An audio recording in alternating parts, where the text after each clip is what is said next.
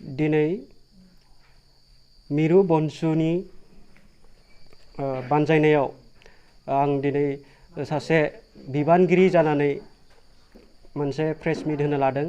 दिनैनि साना मोनसे फरायसा फरायसाफोरनि थाखाय मोनसे मोजां सान, मानो होनब्ला बेनो गिबि माने फरायसालिनि देवना होनो जायखौ जोङो मेट्रिक आनजाद बा HSLC होननानै जों सिनायथियो।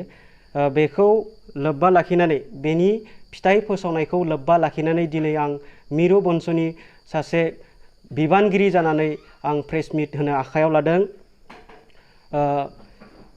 बाथ्राया जाहैबाय दिनैनि जा फिथाइ, बे फिथाइया जोंनि BTC बा BTR हालामनि थाखाय मोनसे खना फारसे मोजां होननानै बुंनांगोन। मानो होनोब्ला आसामनि मादावनो चिरां जिल्लाया 88.68% जौखोन्दो लानानै बे जिल्लानि फरायसाफोरा उथ्रिसारनो हादों आरो इयुनाव जाहाथे जोंनि BTCनि सोलोंथाइ बिफान बा सोरखाराव थानाय जाय दैदेनगिरि बिथांमोना दङ, बिथांमोना जाहाथे बे सोलोंथाइ बिथिङाव मोजाङै खामानि मावो, बेखौबो जोङो नोजोर होनो थाखाय सरकारनि खुंथायाव थानाय सोरखारखौ जों खावलायनो सानदों।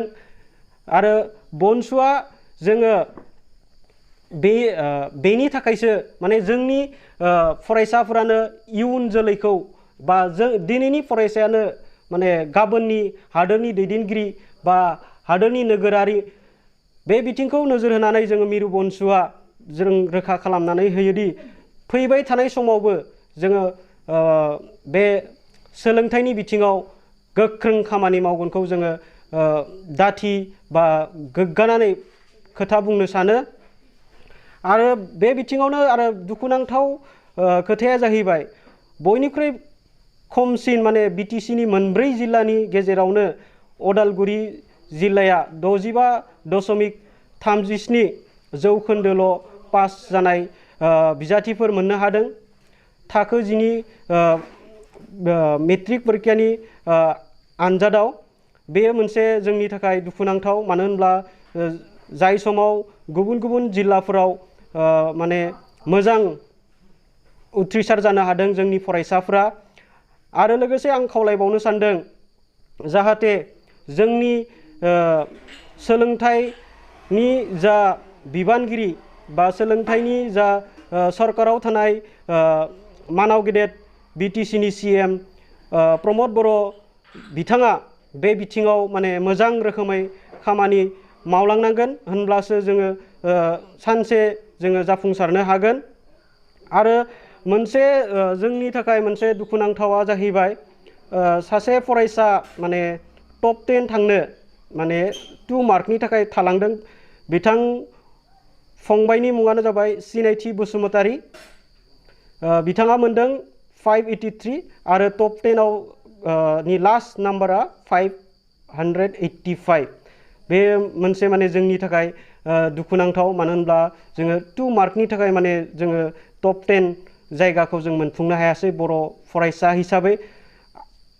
आरो बे बिथिङाव जोंनि फरायसा फरायसुलिफोरखौ जोङो जाय फरायसा फरायसुलिफ्रा दिनैनि आनजादाव उथ्रिसार जानो हादों, बिथांमोनखौ आङो जाहाथे इयुनाव सासे मोजां बिबानगिरि बा दैदेनगिरि, समाजनि सासे गोख्रों नोगोरारि जागोनखौ मोजां हास्थायो।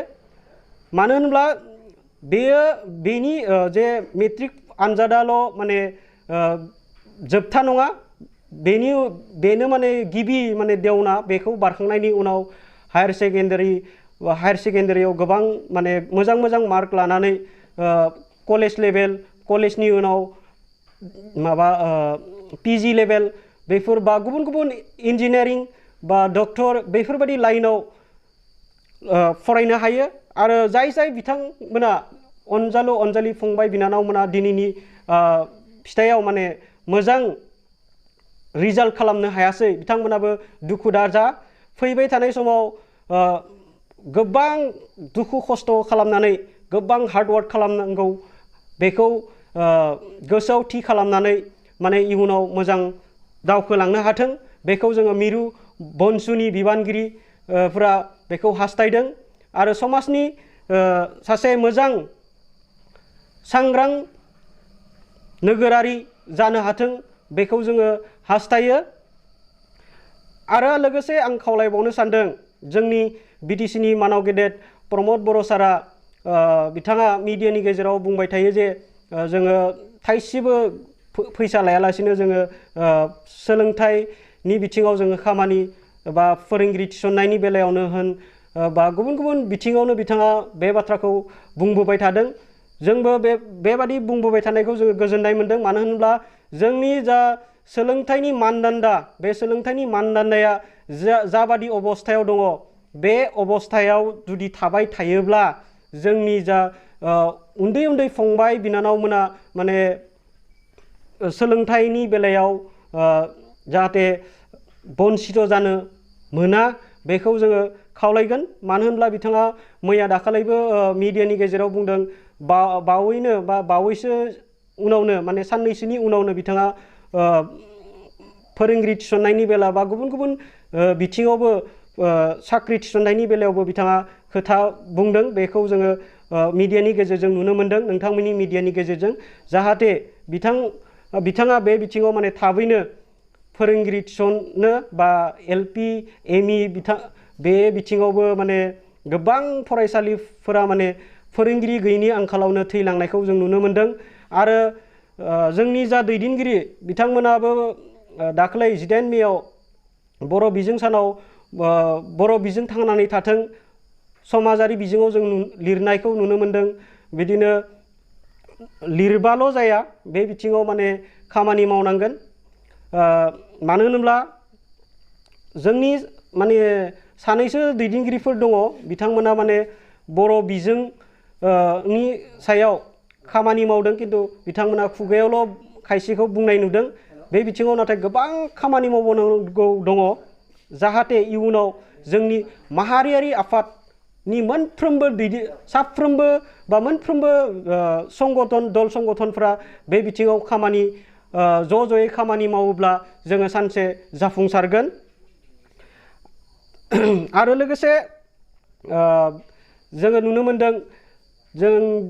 नुनो मोनदों दे बावैसो सिगाङाव BTC खुंथाया सुपार 50 खालामनानै जोंनि जा गोख्रों माने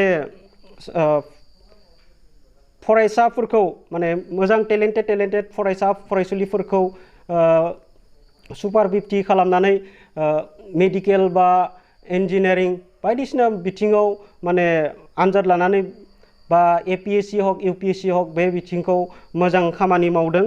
आरो बेखौ जुदि बारायनानै जुदि सुपार 500 जुदि लायोबा 50निफ्राय जुदि 500 लायोब्ला मोनफ्रोमबो माबायावनो हक मेडिकेलनि हक बा APSC UPSC हक बेफोरबायदि माबाफोराव जुदि मोजाङै जुदि सिगांबोनो हायोब्ला जों बेखौबो सरकारखौ जों खावलायनो सानदों। मानो होनोब्ला जोङो बे बिथिङाव जोङो खामानि मावोब्लासो जोंनि इयुन जोलैया जोंनि बा समाजनि इयुन जोलैफ्रा गोख्रों जानो हागोन बा जोङो जोंनि बर' समाजाव जोंनि समाजाव माने साफा APS अफिसार मोननो हागोन IPS मोननो हागोन ACS अफिसार मोननो हागोन IAS मोननो हागोन बिदिनो जोङो मोजां डक्टर मोननो हागोन इन्जिनियारिं मोननो हागोन। बेखौ जोङो खावलायनो सानदों जाहाथे इयुनाव आरो बे मासिखौ बांहोनो थाखाय जों खुंथायाव थानाय सरकारखौ जों खावलायनो सानदों। आरो लोगोसे आं जोबथायाव बेखौनो खावलायबावनो सानदों जाहाथे दिनैनि जा फिथाइखौ लानानै जोंनि उन्दै फंबाय बिनानावमोना माने गोजोननाय गैयाब्लाबो माने आं 85 जौखोन्दो मोननांगौमोन बा 90 जौखोन्दो मोननांगौमोन बेबादि सानाब्लासिनो जाहाथे फैबाय थानाय आनजादफोराव मोजाङै मोजां उथ्रिसार जानो हाथों बेखौ जोङो मिरु बंस'नि बिबानगिरि जानानै जोङो खावलायनो सानदों। जाहाथे इयुनाव बिथांमोनाबो समाजनि सासे सांग्रां दैदेनगिरि मोजां समाज सिबियारि जानो हाथों बेखौ जोङो खावलायदों। आरो लोगोसे आं खावलायबावनो सानदों जाहाथे जोंनि सोलोंथाइनि जा मानदान्दाखौ जुदि गोजौ फारसे दावखोलांहोनांगौ जायोब्ला माने गोबां खामानि मावनांगौ दङ। दिनै फरायसालिनि जेंना, फरायसालियाव बबेबा थिङा गब्लं, बे बिथिङावबो जाहाथे आरोबाव मावबाय थादों जों नुदों, ससियेल मिडियानि गेजेरजों नुदों बा आरो जों जायगायावबो नुनो मोनदों। आरो जुदि मोजां जोङो डिजिटेल क्लासरुम बानायनो हायोब्ला जोंनि सरकारा जुदि बे बिथिङाव मोजाङै जुदि नायबिजिरनानै खामानि मावोब्ला जों गोजोननाय मोनगोन। आरो लोगोसे आं खावलायबावनो सानदों जोबथारनायाव दिनै क'क्राझार मेडिकेल कलेजाव माने बायदिसिना माने बेवहाय माने एपइन्टमेन्ट होनायनि खोथा फैदों बा बेवहाय फराफारि खालामनायनि खोथा फैदों। बेवहायबो जाहाथे बिटिसिनि जा 75% बादियै बेवहायबो माने फरायसा फरायसुलिफोरखौ माने एडमिसन मोनहोयो बा बे आरो साख्रि बाख्रिनि बिथिङावबो 75% लाखिनानै जोंनि खुंथायाव थानाय सरकारखौ थिसनथिनो थाखाय आङो मिरु बंस'नि सासे बिबानगिरि जानानै आं खावलायदों। गोजोन्थों।